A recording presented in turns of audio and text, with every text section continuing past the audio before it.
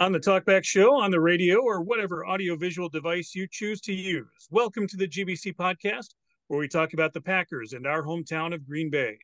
This is episode 70, created on January 17th, 2024. I'm John. I'm in Appleton, Wisconsin. Along with me, Jeff in Minnesota, and Neil out on the East Coast. Say hello, gentlemen, and tell us what you're drinking. Foundation Brewing Company is a perfect beer for the mood that I'm still in. I am drinking an Afterglow IPA because I'm still in a Packers Cowboys Afterglow. And I'm having Wild Turkey Rare Breed Old Fashioned. All right, and I took Jeff's lead of the chocolate Baileys. I made a chocolate martini. You can find us on YouTube and Twitter at Green Bay Chat and Facebook at the GBC podcast Green Bay Chat. And just the audio is available on Apple Podcasts as well as Spotify by searching for Green Bay Chat. Our topic this episode, we are going to be previewing the divisional round matchup in San Francisco. And yes, we'll talk about all of the other games that happened wild card weekend. We have a Packer player of the past and some history for you. We spent some time just a couple of days ago talking about the big victory in Dallas. We found out that the San Francisco head coach started preparing for the Green Bay Packers midway through the second quarter of the Packers-Cowboys matchup, and now we are getting ready to go there. Saturday night in San Francisco, Packers-Niners, 1-7. What do you guys like about this matchup? What do I like about it? Well, I like that we're in it. That's what I like. You also like that you picked it correctly, Jeff. This has already been mentioned 3 times. We need to keep beating a dead horse on this one. Yes, Jeff. We gotta let him have it. Have a little bit more. So a 7-1. That's never happened before. I like the fact that we're still playing with house money. I like the fact that Vegas isn't giving us a chance in hell because we're 9-point underdogs currently. So what have we got to lose? What we have to lose is to lose to a really talented San Francisco 49ers team. And I don't mean to be a Debbie Downer right off the bat. Of course, I'm very excited about all of the different things. And I'm going to talk about the Packers positives in a bit. But in the end, there's a lot of talent on this team. And I think the one thing that to me is most compelling for the San Francisco 49ers is not what they've done over the course of the year, though that is certainly impressive. It's the fact that they clearly are playing with a chip on their shoulder after what happened to them last year. And they want to go back and have an NFC championship game where they have a quarterback and go to the Super Bowl, because they certainly look to be the team of destiny last year to go to the Super Bowl. They lost that. And there's something to be said about a team that is playing with a focus. And I think, unfortunately for the Packers, the San Francisco 49ers have shown a focus all year. And I certainly think the Packers can win, but I think the San Francisco 49ers talent plus their focus is going to be very tough to overcome. It's kind of what we said last week, too. We looked at this Dallas team and we picked apart the offense, the defense, the special teams, and how much they played better in the regular season. We picked apart individual players and how the Dallas team had strengths in all of the various positions. And San Francisco is playing out the same way. We can look at the strengths of their individual position players and how they have played the season. But what it comes down to is they play the game on the field, not on paper. Yeah, unfortunately for the Packers, though, Kyle Shanahan is no Mike McCarthy. So we've got that disadvantage as well this week. This will be the 10th postseason meeting between Green Bay and San Francisco. And any Green Bay quarterback not named Aaron Rodgers has actually had pretty good success against San Francisco. But obviously there's a lot of things that are different. Players are different. But historically, Green Bay has played San Francisco quite well. I know in building through the 90s, San Francisco served as sort of this stepping stone for Green Bay's progress. Green Bay had to vanquish to get where they needed to go. The same is true, 25 years later. You know what? They've got a great chance. And I agree with Neil in that I think the 49ers are more focused, and they were a lot closer last year than Dallas was, obviously. They're still the favorite. The pressure's still on them to perform to get to the Super Bowl. And my kind of final thought on this is that I think the winner of this game will be the representative of the NFC in the Super Bowl. I would say one big difference, though, between this 49ers team and, for example, the 49ers teams that we played and beat in 95 and then subsequently 96, 97, that 95 team was the defending Super Bowl champs. They were playing as a team that knew that they were the best. This current San Francisco team, on the other hand, does not have that level of success. They've been to the Super Bowl a number of times in recent years. They've never won it, but they certainly have a large amount of experience. And I think this is going to come down to, is this a team that is going to feel the pressure because they keep thinking that they're going to get over that hump and eventually be a Super Bowl champ? Or is the pressure of not having done it several times in recent years going to get to them? Well, this is a team that finished with a 12-5 record. They played 8 games against playoff teams throughout the season. They had a 5-game winning streak and a 6-game winning streak during the season. In the middle of that, there's a 3-game stretch back in October that you look at and you just wonder what in the world happened. Cleveland Browns, they lost 19-17. Then at Minnesota, a 22-17 loss against the Vikings. And then the Cincinnati Bengals, 31-17 loss at home before going into their bye week. They recover from that with a 6-game winning streak. But then the last 3 games of the season, kind of interesting. The last game, losing to the Rams, not a big deal. They had the 1 seed ready to go. They probably didn't put everything on the field for that game. But in week 16, Christmas Day, at home, they lose to the Baltimore Ravens, 33-19. Losing is underestimating what's happened in that game, too. They got demolished by the Ravens in that game. And I think when you look at the way the Browns and the Ravens played the 49ers, it's evidence that a strong defense is going to take care of the San Francisco 49ers. Now, we haven't really used strong defense to describe the Green Bay Packers this season, but things have changed lately. Have they changed enough for the Packers defense to handle this 49ers offense? And the other question, going back to that Ravens game, they've had a number of other weak games in that period. So obviously, bye week last week, the week before, lost the Rams. Yes, they didn't play their starters, but we know that sometimes resting your starters the final week of the season, then going on a bye, does not lead to teams playing at their best at the beginning of the playoffs.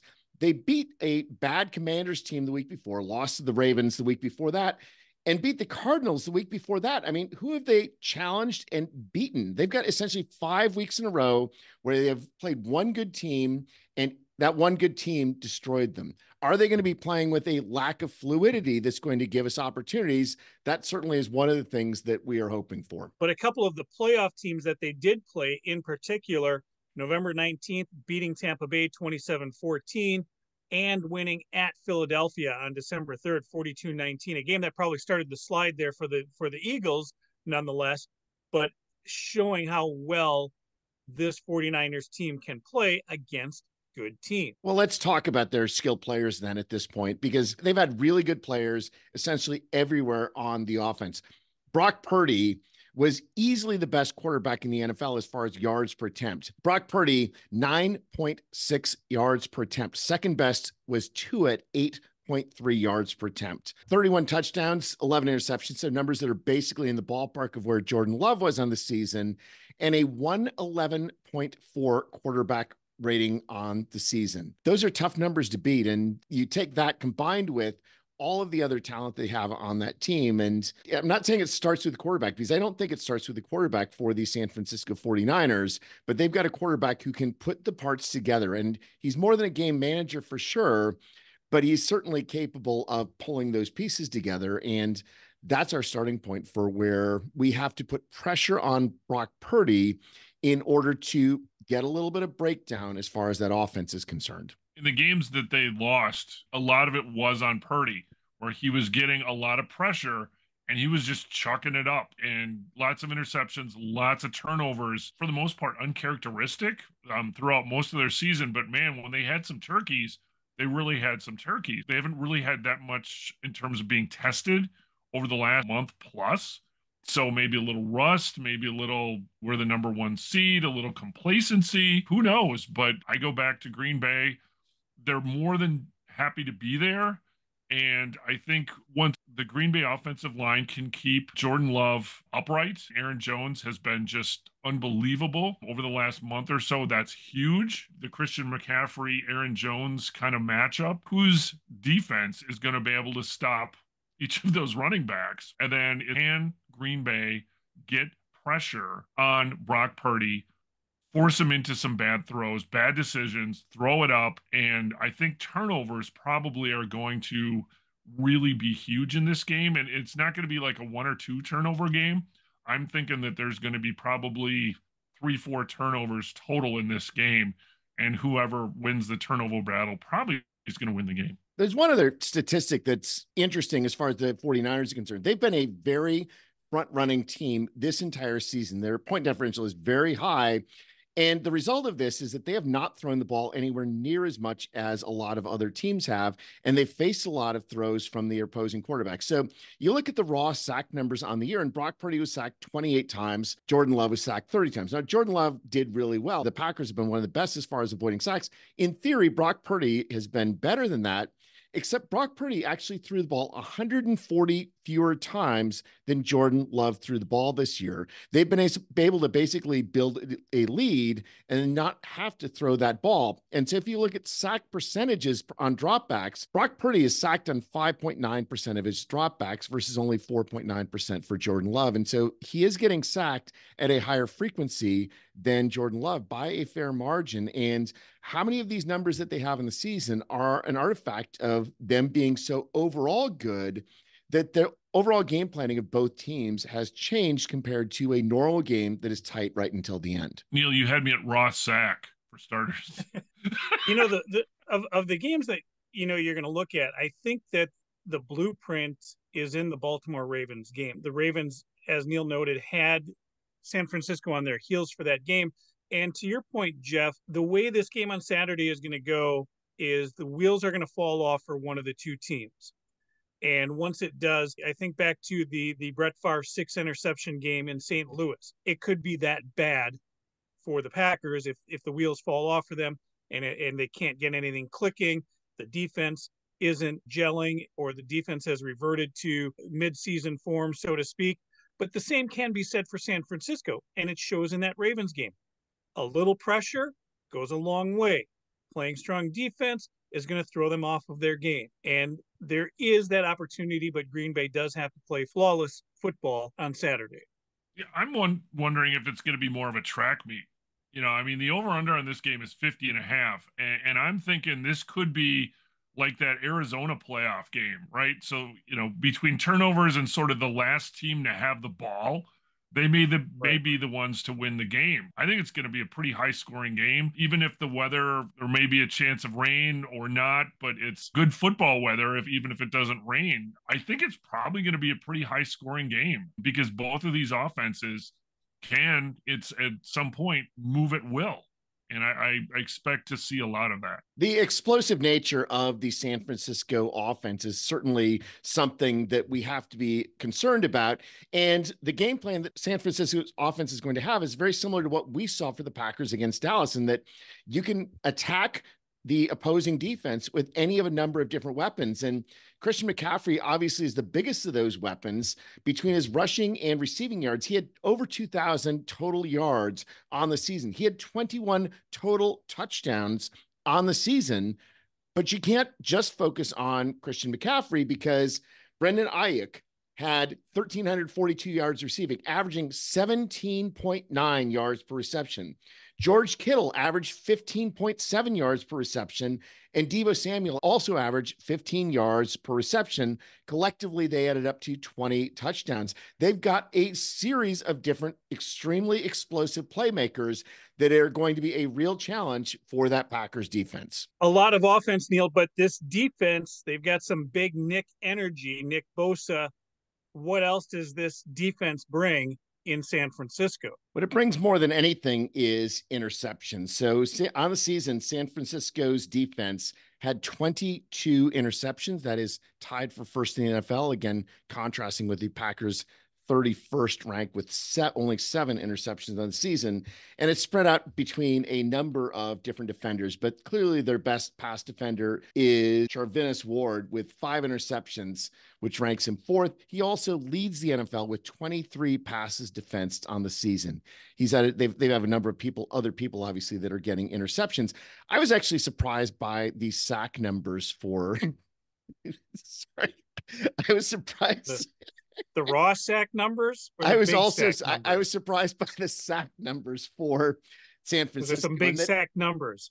They're not as big as you might think. They may be deflated a bit because Nick Bosa actually only had 10.5 sacks on the season. He is clearly not quite the power that he was in previous years. I'll note, just for reference, Rashawn Gary had 9, Preston Smith 8, Kenny Clark had 7.5. So our sack numbers are not actually that much different. They certainly are capable of providing the pressure, but on the season, their defense was tied for 7th for total sacks with 48, but the Packers were just a little bit behind with 45 sacks in the season. So I don't know that there's as big of an advantage for their edge rushers in front 7 compared to ours. It's just that they also do have playmaking D-backs who are capable of taking the ball away, and we've got to be careful about that. Taking a look at the Green Bay offense and the way Aaron Jones has played over the last 4 games, though, Neil, Aaron Jones has run the ball well and over 100 yards in the last 4 games. And this is something that has helped to neutralize blitzes and things like that. Can Aaron Jones help neutralize the San Francisco defense, and how is their rushing defense? Their run defense was 3rd in the NFL in yards allowed per game. They only allowed 90 rushing yards per game. They had an overall stout defense. They were also 3rd in points allowed per game on the season. So they're good, but I brought this up earlier that they were often in a lead and they often faced teams that had to pass in the second half. So I do wonder whether that number may be a little bit inflated just because of situational play for that team. Obviously, they're good, but do we have opportunities against this defense? I think that we do. And if you look at the number that encourages me the most for the San Francisco defense, it's conversion percentage on 3rd downs. San Francisco is actually 24th in the NFL this year, allowing a 41% conversion on 3rd downs, essentially identical to the Green Bay Packers, who are 25th on defense in 3rd down conversion percentage. They're good, but they're not good at every single thing. They've certainly had games that have been against teams that we would consider easier teams, and their record against better teams, especially since some of those teams that looked good don't look good at the end of the season, I think is something that should give us hope. So, Neil, you've talked about the defense, and we've talked a little bit about the offense. Do you have anything else on the San Francisco offense? They're just globally good, right? They're 2nd in the NFL in yards per game, 4th in passing yards per game, 3rd in running yard per game, 3rd in points per game. Overall, they were great as far as their offense is concerned. 2nd overall in total first downs. The one possible weakness that they have, on paper at least, is that they are actually 27th in number of penalty yards for their offense on the season. They had 933 penalty yards for their offense on the season. So they are going to occasionally shoot themselves in their own dicks, and we can hope that that happens a couple times to give us a little bit more of a chance to move their offense back, to stall some drives and force them to punt maybe a couple times when they might not otherwise. They are certainly prone to that occasional mistake, and I think that we can hope that that's going to be something that happens. Good news. A lot of those things that you said about San Francisco, remember we said about Dallas last week as well. Now, to Dallas's credit, they peaked later in the season. They spent the first half of the season chasing Philadelphia, who started off the season 10-1. And then won one of their last now 7 games, including the postseason. They peaked early. You don't want to peak early. You want to peak late. Green Bay is clearly peaking late. The question is San Francisco ready to be there? Because like we said, yeah, they had a 5-game winning streak and a 6-game winning streak, but the last 3 games of the season, even though you don't have your starters in that last game, but to go 1-2 in your last 3 games, now does the bye week help you or hurt you as far as your preparedness or whatever that it factor is in getting on the field? Will the San Francisco 49ers show that they are still peaking or in the process of peaking, or is Green Bay going to be riding that wave? I think the key is more, what do the Green Bay players do in the end? The Packers showed against Dallas that they have the ability to compete with anyone. And the return of the players that missed a lot of the season on offense, the return of the players that missed a lot of the season, or at least some significant number of games in the season on defense, those players continuing to perform at a high level is going to determine the outcome of this game. Look at Jair and what we got from Jair against Dallas. Look at what we got from Savage against Dallas. Throw in Devondre Campbell. Quay Walker missed a number of games earlier in the season. And then on offense, we got Watson back. Reed missed a couple of games. Musgrave and Kraft having those together. Jones, again, we've already talked about him, plus the evolution of all of those young players, including people like a Bo Melton or something like that. We saw obviously what Wicks did. It's going to be our players performing at the highest level, and we need to outshine those San Francisco players. If we are capable of doing that, if we perform at that level, we're going to win the game. If we allow San Francisco to take control with their offensive players, we're not going to win the game. The Packers players need to take the same attitude they took against Dallas. If they do that, I feel like we're going to have a fun day on Saturday night. Let's note, again, with Dallas, while they do peak late, they have Mike McCarthy as a head coach in the postseason. Side note, real quick, it was announced that he will be retained for the last year of his contract. So McCarthy coming back to Dallas. But Neil, as you noted, Kyle Shanahan is a better coach than Mike McCarthy. And now we have this Shanahan-LaFleur matchup that just has not gone in our favor at all recently. Jeff, I'm going to throw it to you here because, yeah, Jeff picked it right that Green Bay would win this game. But Jeff, you also picked, now when we did the picks, San Francisco to beat Green Bay in this matchup. Are you sticking with that? Do I pick with my head or do I pick with my heart? You know what? I'm going to change my pick, John. If I can do that, I'm going to go with Green Bay again. Why not? Is this 2010 all over again? Maybe. Again, young team. They don't know that they're maybe this good or that they're supposed to have pressure on them or something. They really seem to be playing for each other as well. Obviously, as we saw in the Dallas game, Matt LaFleur, his coaching has really come to the fore here. And it was exciting to watch. And every time Jordan Love got the ball in his hands, you were expecting great things. And I don't expect any less on Saturday night, frankly. They were pretty much unstoppable against Dallas. And remember, Dallas, I believe, had the number 2 rushing defense. Yeah, that didn't work out so well for Dallas. So, and Aaron Jones just exploited it. And that's really what I'm hoping.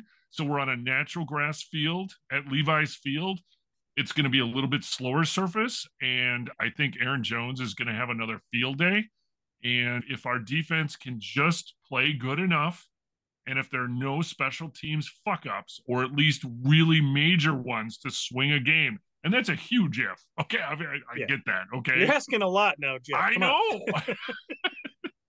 I know, but from what I saw in that offense against Dallas, the only way they could stop is to pull them off the field. Literally, that's when essentially the drive stopped.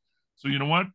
I'm going to go with Green Bay again. Saturday night, huge game. And if the ratings are anywhere similar to what they were Saturday afternoon, I mean, the Dallas Packer game, it was like over 40 million people watched that game. It was huge. It was the most watched game in almost a decade. So yeah, I'm excited. I think a lot of other people are going to be excited to watch this. I can't wait to see what happens. My assessment of the game, unfortunately, is my head beating my heart in this game. I do see the opportunities, and I think one difference this week is I think that Jordan Love is actually the better quarterback. I've reached the point that I think that he is at that level. He is better than Brock Purdy, even though I have a lot of respect for what Brock Purdy has done. I think the problem is I don't care how good our defense was against Dallas. I don't think San Francisco is going to play with the deer in the headlight look. I don't think that they are going to choke in the moment. I think their playmakers are just better and more experienced, less prone to choking because Mike McCarthy is now 1-3 in the playoffs. There's been greater success for San Francisco in the playoffs. I think they're going to play off of that experience, and it is going to be their offense overrunning our defense that is going to be the determining factor in the game. Unfortunately, I really hope I'm wrong, but it's really tough to see given what teams have done against our defense, even though we've had our moments recently, seeing that our defense consistently being able to stop San Francisco. I'm with you on the defensive side of things too. I think 4 games in a row is about all that Joe Barry is good for. The fact that we saw our defense collapse in that Giants game in particular, I think that unfortunately that's due to happen again. Now, if the weather becomes a factor, if it is a rainy night in San Francisco or Santa Clara, if you will, it no longer becomes Jordan Love and Brock Purdy. It becomes Aaron Jones and Christian McCaffrey, as well as our run defense versus their run defense. And with all the numbers that you've cited, I still see San Francisco with the advantage here. There's a reason they were the number 1 seed. And even though Green Bay is peaking late, there's a reason we were the number 7 seed. We know it's a rebuilding year. We've been enjoying this ride. It's just not our year, but we will have this to build on for the next few years to come with especially this young offense. So, John, that's a great point because we talked about the similarities between what the Packers did against Dallas and what the Packers did in 95 against the defending Super Bowl champions. And I think that this is going to be week 2 of that analogy where I just think we're facing a better team. We're going to lose in this game, just like we lost to the Dallas Cowboys afterwards in 95. But this can be a springboard for next year and beyond. And I hope I'm wrong. I would love to see this ride continue, but it's tough to see us with an outcome that in the end is going to differ very much from other recent playoff outcomes against San Francisco.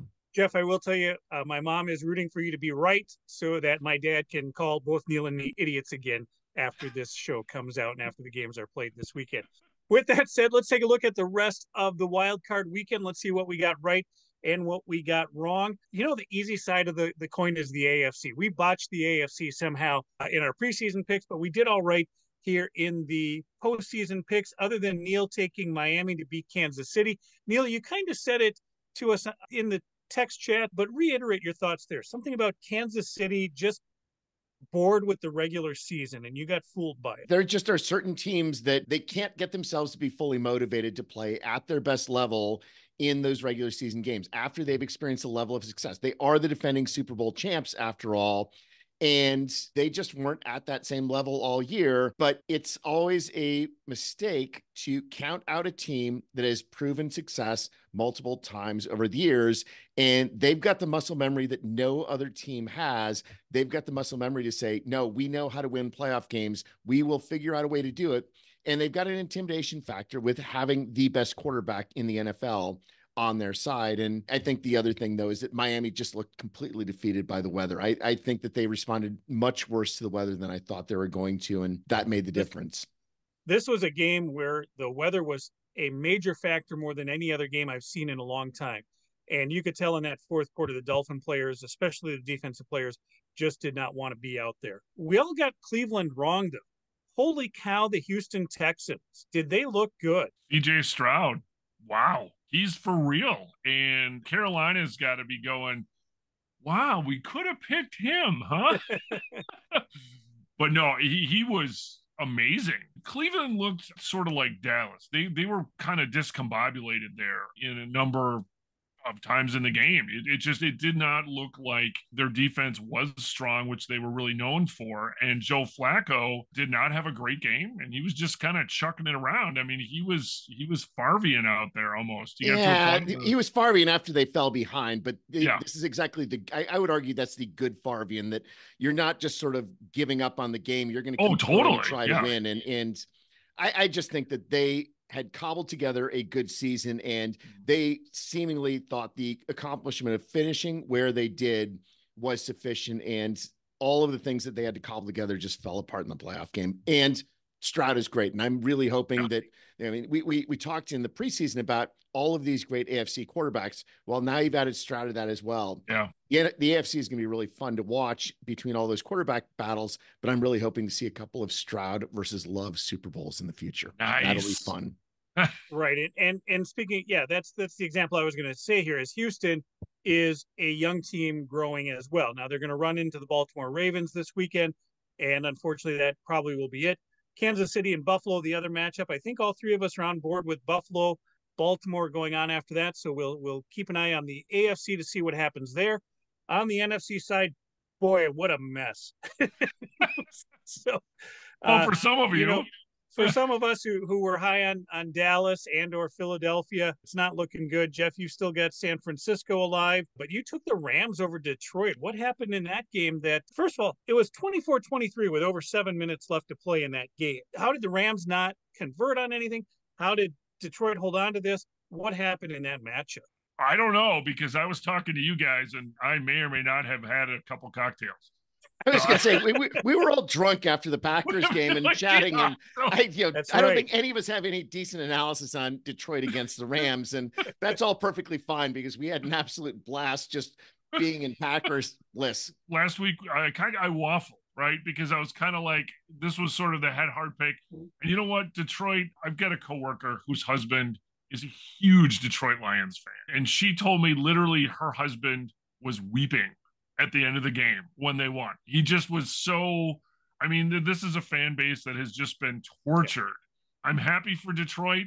And frankly, I think going forward, I think they beat Baker Mayfield this week. There are people in their 20s and 30s just have not seen this kind of success in Detroit. Harken this back to our 20s, right? Green Bay in 1996, that emotional feeling that we had and the success of the Packers. On the other side of that, there are a lot of older Detroit fans that have been fans of this team for 60 years they've been around. And now to get this success again in their later years, I get the emotion in Detroit, and I hope they're enjoying it. I hope it doesn't last long, but I hope they're enjoying it. If you are under 70 years old, you have seen at most one playoffs victory in your life. It's the people over 70 that saw that 1957 championship. Other than that, it's worse than us 20s because we did have that one 1982 playoff run, and people not much older than us remember the 60s Packers, and it's just a much bigger gap for the Detroit Lions. And I am happy that they're able to enjoy some success, but I would like to see Detroit go another 30 years before winning a playoff game. All right. So Detroit, Tampa Bay, what's happening this weekend in that matchup? Yeah. We have to revisit this one because none of us had Detroit and Tampa Bay going in. So Detroit's at home. So Detroit gets to host another playoff game. And I think the electricity that was at the first one is going to be amped up even more. I think at this point, Baker Mayfield and the Bucs are sort of, happy to be there. Now they want to play, they won the wild card weekend. I think there's going to be way too much emotion and way too much riding on this for Detroit. And they're going to see an NFC championship game. Jeff, I mostly agree with you, but there's one difference. There are a lot of players on this Bucs team that have actually won a Super Bowl. They are not lacking in experience, and that may not be Baker Mayfield, but you look at that receiving core, you look at a lot of the players on their line.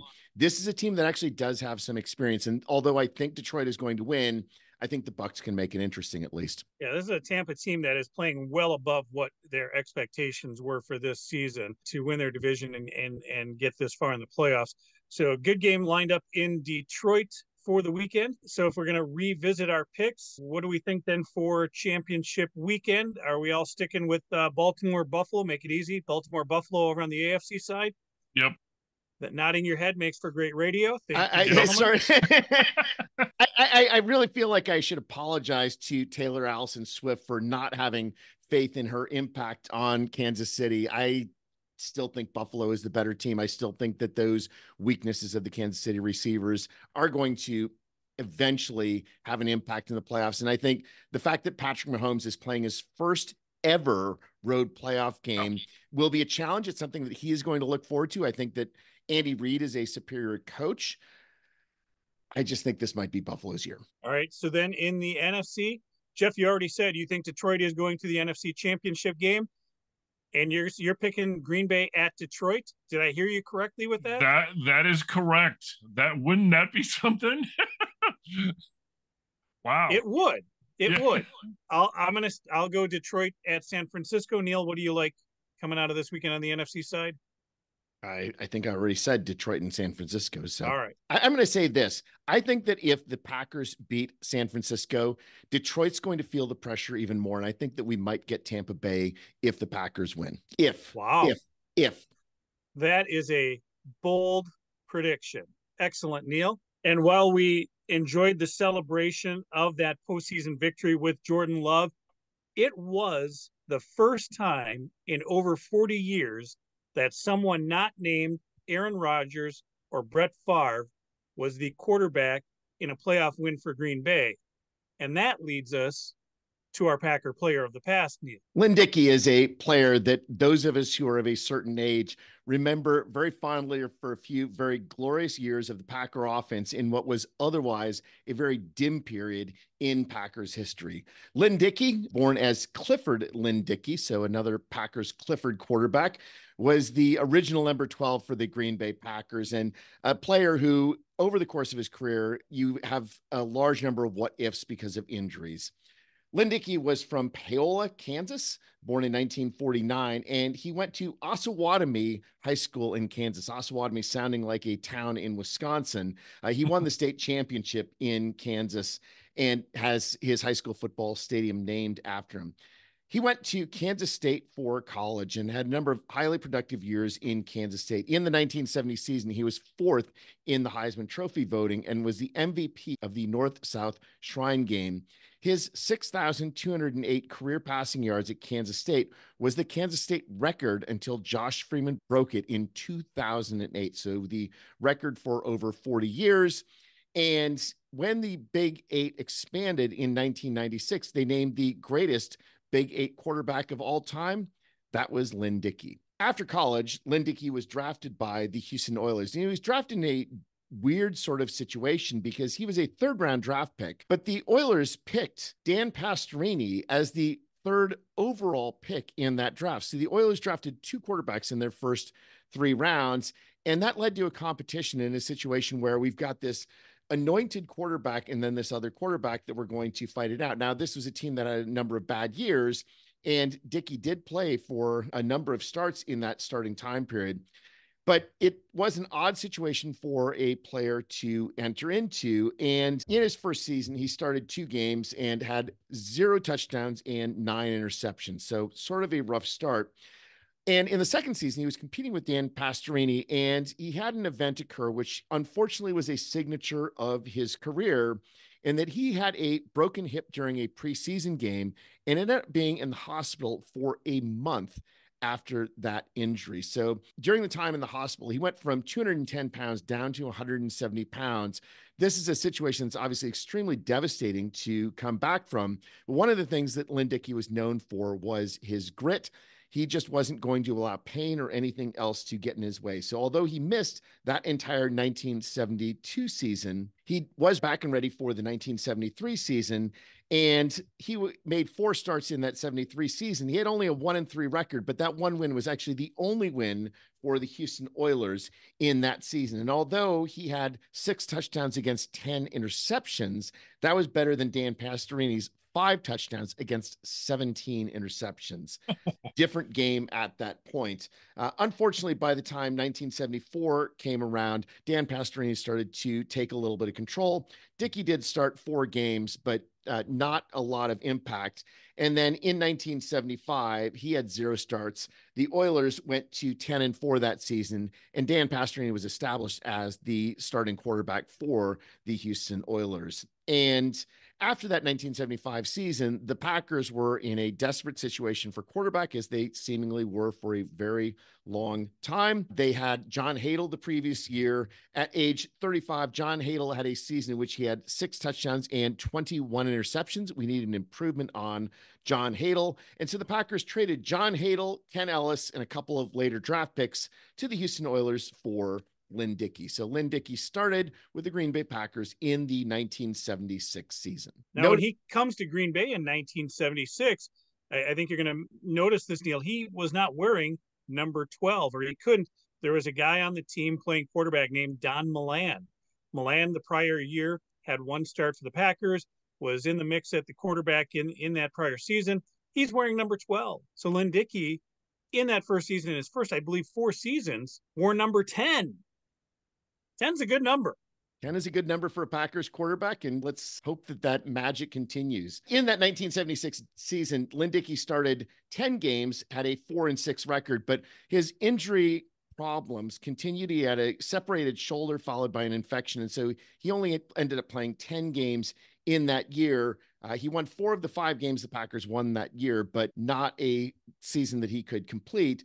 But 1977 was the real season that was truly devastating as far as the trajectory of Lynn Dickey's career. So Lynn Dickey, he started the year as the starting quarterback, and he was 2-7 as a starting quarterback with, 5 touchdowns, 14 interceptions. He had a few wins. This is a bad team, right? We're talking now in the 3rd year of the Bart Starr era. We're dealing with the cost of all of the draft capital that we had traded, for example, for John Hadl, all of the failed draft picks. We didn't have a lot of talent on the team, but he was certainly working with what he had. But in a game against the Rams in November of that year, he suffered an injury in which both his fibia and fibula were shattered in that game. And that caused him to miss the rest of 77. It caused him to miss all of 78 and caused him to miss most of that 1979 season. I think all of us remember sort of that initial possibility as far as Lynn Dickey is concerned. And then it's like, wow, we don't have Lynn Dickey. So we're going to go with the David Whitehurst or whatever. But the magnitude of that injury cannot be understated as far as the impact on his career. We talk about Larry McCarron's finger. After that injury, Lynn Dickey's left ankle pointed out at a 90-degree angle. Just a brutal sort of injury, required 7 total surgeries. And they eventually put a metal rod into his leg in order to help heal. That was after a couple of failed attempts. So he missed that entire 1978 season. And the 78 season is one we've talked about a lot. It was the first year of James Lofton. We went 8-7-1. On the other hand, David Whitehurst, who was the starting quarterback that year, was certainly not a stellar quarterback. And you could see why we're going to have regression. Whitehurst, 10 touchdowns to 17 interceptions in that 78 season. 79 season comes along, and Lynn Dickey is still not able to start the year. He ended up only playing a couple of games at the end of that 1979 season, only 3 games in the 79 season, but was starting to show a little bit more as far as where the potential was and why the Packers should be excited about him over David Whitehurst. Now, he played 3 games in 79, but he didn't have the rod removed from his leg until prior to the 1980 season. Just imagine essentially 3 years to recover from those injuries before you're actually ready to go as a human being. I want Jeff to comment about rods in legs. Jeff, how long? Is that a long time to have a rod in your leg? And this was a long time ago. This was a little more, I would say, draconian. I don't know. I can't imagine being a professional athlete and, shattering your leg that bad and then going through rehab essentially for years in order to come back. So, I mean, what that says about Lynn Dickey is just the amount of pain that he would have had to endure, the amount of just little baby steps, literally, right? To get back to be a professional athlete, to regain that strength, to regain the muscle, to regain the weight and somewhat of the flexibility and or speed. What a Herculean task. And the fact that he came back from that and he was good when he came back. The other thing with coming back from that, Jeff, is Lynn Dickey himself felt he needed some kind of a change, right? We talked about superstitions in not just fans, but players have them as well. He had wanted to wear number 12 when he came to Green Bay. He had been wearing 10, or he had been assigned 10, right? He's got a couple seasons there where he's not playing. But he talks to the offensive coordinator, Zeke Burkowski. They talked to Bart Starr about him changing numbers. Now, Zeke in his last season in Green Bay in 1971 wore number 12. Maybe he had a soft spot for the number. Lynn Dickey said, hey, I want to go back to my number 12 that I like. Can I change numbers? They allowed him. And the 1980 season, Neil, comes around. Lynn Dickey comes out wearing number 12. And like Jeff said, he is better. Like the Bionic Man, we will build him better. We will build him stronger. And that's exactly what happened with Lynn Dickey. In that 1980 season, Lynn Dickey started all 16 games for the Packers. And yes, they still have the talent deficit, but Lynn Dickey threw for 58% completion in that 1980 season at age 31, mind you, after joining the Packers at age 26. Wow. Had 15 touchdowns. And most importantly, he started to develop a connection with James Lofton. Lofton having 71 receptions, 1,226 yards that year. That was James Lofton's first 1,000-yard season. And that was the thing that was pointing us towards the possibilities of the Packers for the future. 1981 season was a step up as far as the Packers record was concerned. Dickey still missed 3 games that year, but the Packers actually moved to 8-8 in that 1981 season. Again, James Lofton with a 1,294-yard season, 8 touchdowns on the year. But we also had Paul Kaufman with 4 touchdowns, and John Jefferson was traded from the San Diego Chargers to the Packers in the middle of that year, and he also had 4 touchdowns for that year. So they were building up a very potent offense. Dickey was getting the experience that he really never had up until that point in his career. And 1982 is when this started to really shine. In that 82 season, that was a strike season. There were only 9 games in the season, but Lynn Dickey threw with a 57% completion percentage, and the Packers were good enough in order to make the expanded 16-team playoffs in that 1982 season. And for Packers fans of our age, this is the first time we will have remembered the Packers being in the playoffs, since it was a really exciting time after sort of coming close in 78. Now we had the Packers in the playoffs, and my parents had 2 season tickets, and they decided, yeah, we're gonna let our kid Neil go to this playoffs game. And so that was the first playoffs game that I ever attended, was the Packers against the St. Louis Cardinals in that 1982 season. And it was a masterclass of offensive play by that Green Bay Packer team. After having suffered as a Packers fan to that point, they absolutely annihilated the St. Louis Cardinals. They had a 41-16 final score in that game, equivalent to a score in the Packers-Cowboys game, a score I was very excited by. Lynn Dickey in that game was 17 of 23 for 260 yards, 4 touchdowns, and 0 interceptions. He had a 150.4 quarterback rating. That was the best Packers playoff quarterback rating ever until Jordan Love beat it just last week. John Jefferson was the receiving star of the game with 148 yards and 2 touchdowns. James Lofton had a touchdown, and Eddie Lee Ivory also had a receiving touchdown. But in addition to by traditional quarterback rating, by DVOA, that game was the greatest Packers quarterbacking game ever, regular season or postseason, with a plus 155%. Again, beaten by Jordan Love last week with a plus 190%. So there was some talk about Lynn Dickey in that 82 season during and after the game against Dallas. And he's certainly a player that should be remembered fondly, because he took some pretty dismal teams and made the Packers exciting for a brief period in our youth. Neil, I really appreciate how fondly and vividly you remember that playoff game, because I can tell you that, so we're 12 years old at the time, right? At the time, I probably didn't understand or didn't appreciate it as much, other than to say, well, this was a weird season with the strike, and that Green Bay was able to get into the playoffs. They were able to get a playoff game, and it was in Green Bay. Being 12 years old, you don't understand that excitement of what it was like, again, probably because we lived on the east side of town as well, as opposed to on the west side by the stadium. But the fact that you remember it so well makes me excited for saying, wow, that's right, we were part of that. It was magical, and I still remember just raw excitement. As much as anything, I remember just the raw excitement of being a fan that game in a way that I had never felt before at a Packers game or watching the Packers on TV. Unfortunately, we immediately lost the following week to Dallas. Yeah, we were a team that was only 5-3-1 that year. We wouldn't have even made the playoffs if not for the expanded playoffs. Dallas beat us. They subsequently lost in the NFC Championship game to the Washington Redskins, who won the title that year. Lynn Dickey in that divisional round game against Dallas, 19 of 36, 332 yards. He chucked it, 1 touchdown, but 3 interceptions. And it was just not the Packers game. The Packers had deficiencies, obviously, and those deficiencies were really emphasized in the following season, when the Packers also finished 8-8, but the Packers had one of the greatest offensive seasons in Packers history. Lynn Dickey was 289 for 40 for 60% completion percentage, 4,458 passing yards in that season. That is still the second best passing yards total in Packers history, only beaten by Aaron Rodgers in 2011. He had 32 touchdowns, led the NFL. Those passing yards also led the NFL. 9.2 yards per attempt. That is a ridiculous number of yards per attempt for a quarterback. That is somebody who's clearly at the top of their game. Now, unfortunately, he also had 29 interceptions, which also led the NFL. But it was an exciting year just because we had all of these offensive weapons. The Packers were 5th in the NFL in scoring that year. They were 2nd in total yards in the NFL that year. But unfortunately, our defense truly stunk.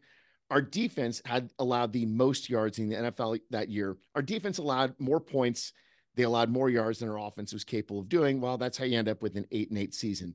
But the most magical game that year, and possibly the most magical NFL regular season game I've ever attended, was against the Washington Redskins in Week 7. We were playing the defending Super Bowl champions, Joe Gibbs, Joe Theismann. They're the Super Bowl champs.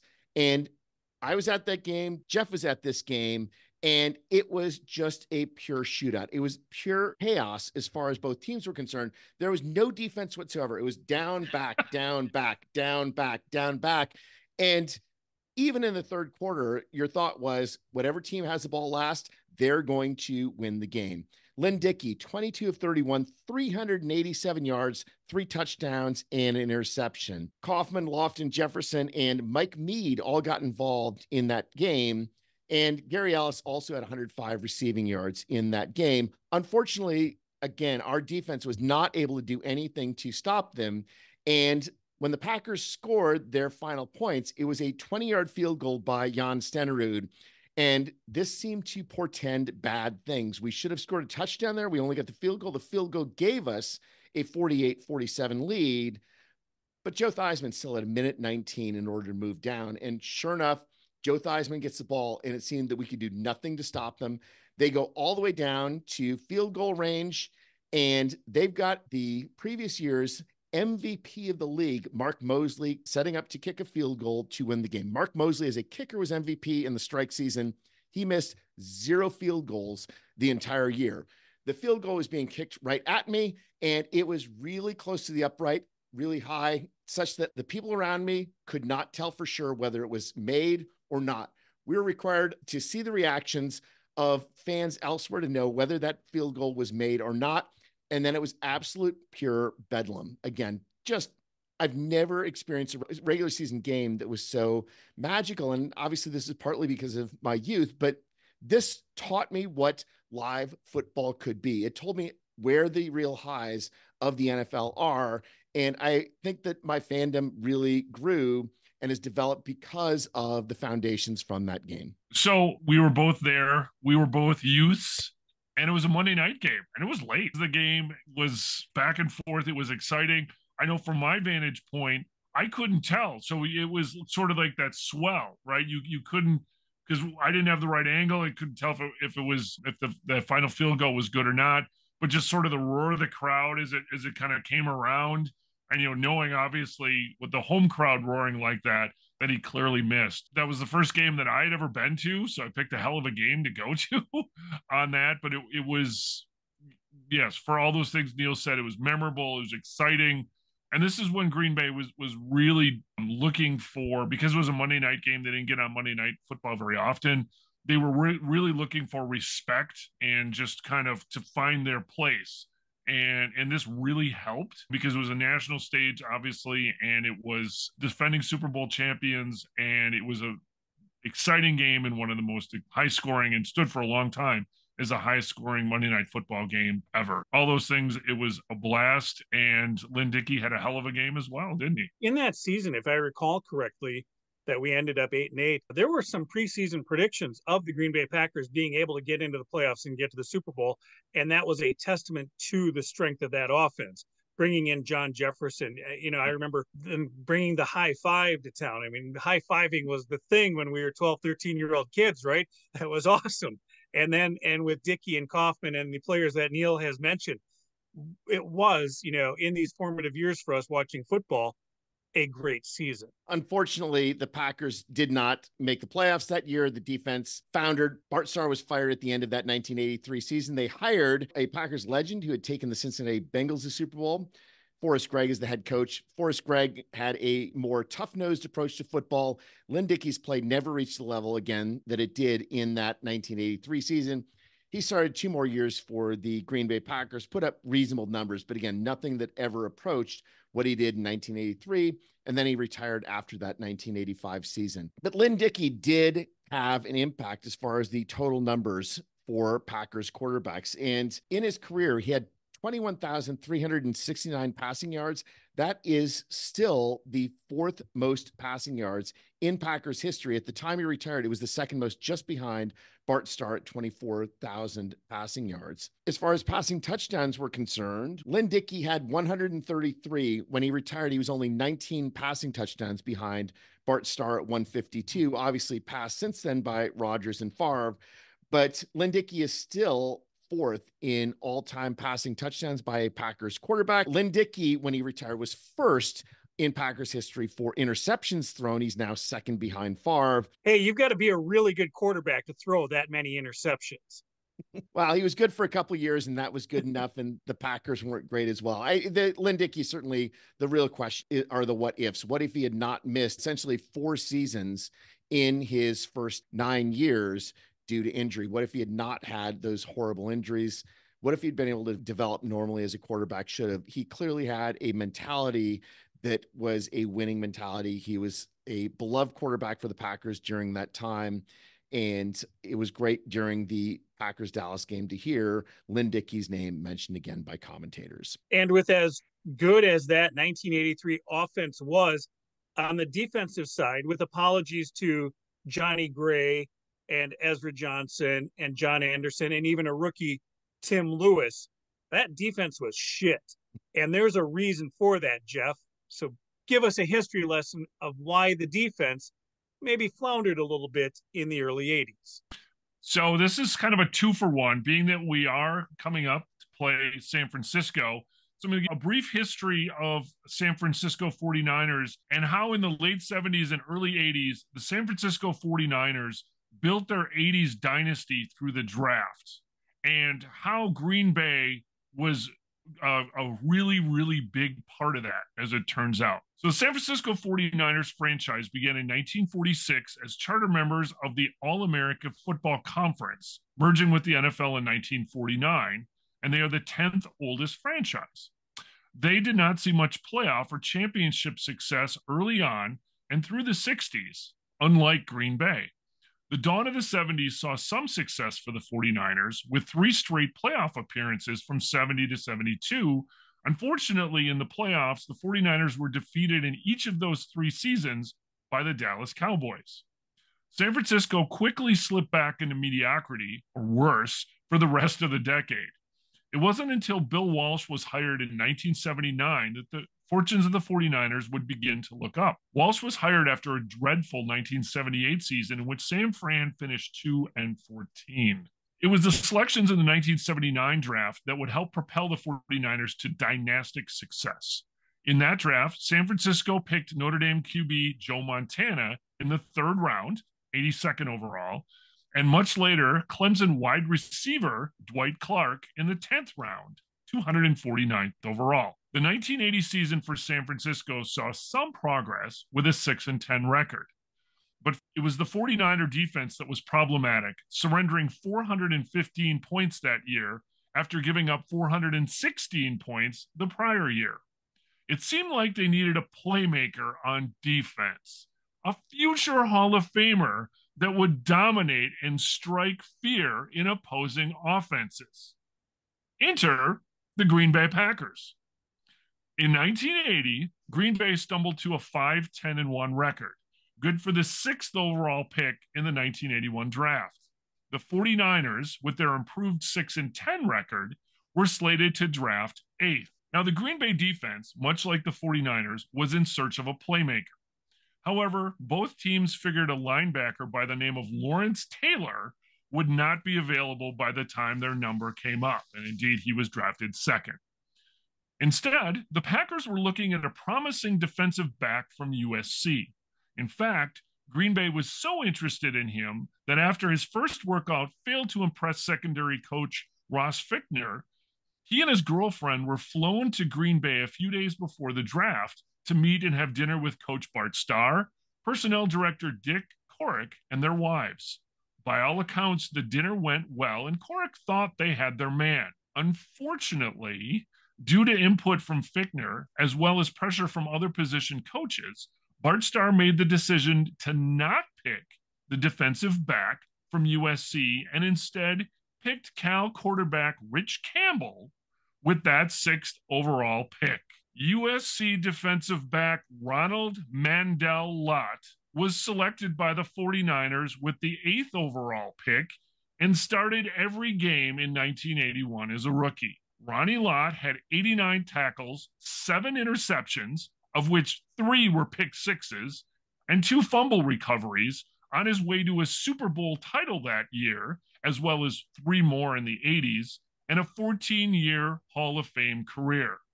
He is tied for 8th overall in league history with 63 career interceptions, interestingly, with Darren Sharper. The 49ers also retired his number 42. QB Rich Campbell, on the other hand, appeared in Jeez, just call this part the beef Swellington, Jeff. Go for it. Indeed, John. So here are Rich Campbell's numbers, such as they are. He appeared in 7 games, 0 starts in his 4-year career, all with Green Bay. Overall, he was 31 of 68 for 386 yards, 3 touchdowns, and 9 interceptions in the 5 games in which he attempted a pass. Now, here's where things get sorry, let me just clarify this. Ronnie Lott had more touchdowns in his first year with San Francisco than Rich Campbell as a quarterback had in his entire career with the Packers. That is a correct statement, Neil, yes. But wait, there's more. Incredibly, even after the Packers made their 2nd-round pick in 1981 of tight end Gary Lewis, there were still 3 Hall of Fame defensive players left on the board. Mike Singletary, who is pick number 38, Howie Long, pick number 48, and Ricky Jackson, picked 51st. Yikes. So as Neil documented, if Ronnie Lott had been on that 83 Packer team, maybe the fortunes would have been different. I don't know. But fortunately for Green Bay, the selection of QB Jordan Love in the 1st round has turned out much better for the organization than the selection of Rich Campbell.